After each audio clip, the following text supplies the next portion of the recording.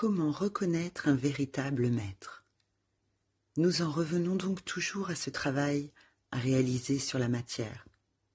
C'est là notre véritable mission à tous sur cette terre. C'est pourquoi il ne faut pas s'imaginer que la vie peut être facile pour les grands maîtres. Au contraire, c'est même eux qui rencontrent les plus grands obstacles. Puisqu'ils possèdent les moyens de faire ce travail et la volonté de le faire, c'est aux initiés qu'est confiée la plus lourde tâche en eux-mêmes et en dehors d'eux. Et c'est grâce à ces difficultés qu'ils deviennent encore plus grands. Oui, grâce à ces difficultés. La grandeur d'un initié, d'un maître, c'est de venir sur la terre exposé aux mêmes épreuves que n'importe qui, mais d'arriver peu à peu à s'élever au-dessus d'elles. C'est pourquoi il a ensuite le droit d'instruire les autres, et même de les secouer. Puisqu'il est arrivé à triompher de ses faiblesses, il a acquis le droit de guider les humains. C'est d'ailleurs à cette seule condition que quelqu'un a le droit d'ouvrir la bouche pour instruire les autres.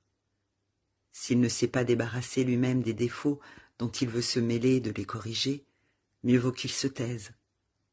Sinon, les gens sentiront en lui quelque chose de louche, et les circonstances lui tendront quelques pièges. Comment pensez-vous pouvoir convaincre quelqu'un de se débarrasser d'une faiblesse si vous ne vous en êtes pas débarrassé vous-même? Comment un craintif peut-il donner de l'audace aux autres s'il crie « En avant !» tremblant sur ses jambes? Comment va-t-il entraîner les foules?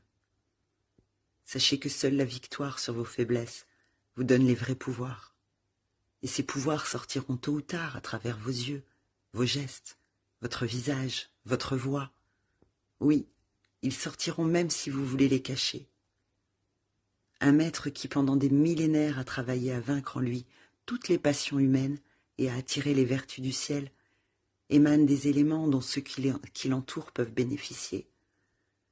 Et c'est là l'utilité de fréquenter un maître. En le regardant, en l'écoutant, en vivant près de lui, ses disciples reçoivent quelques particules de sa vie qui leur permettront d'évoluer beaucoup plus rapidement. Sinon, à quoi croyez-vous que peut servir un maître? Il ne s'occupe pas de vous donner des richesses, ni une situation, ni des femmes. Son souci, c'est de vous donner des éléments d'une nature supérieure, qui vibrent en harmonie avec le ciel.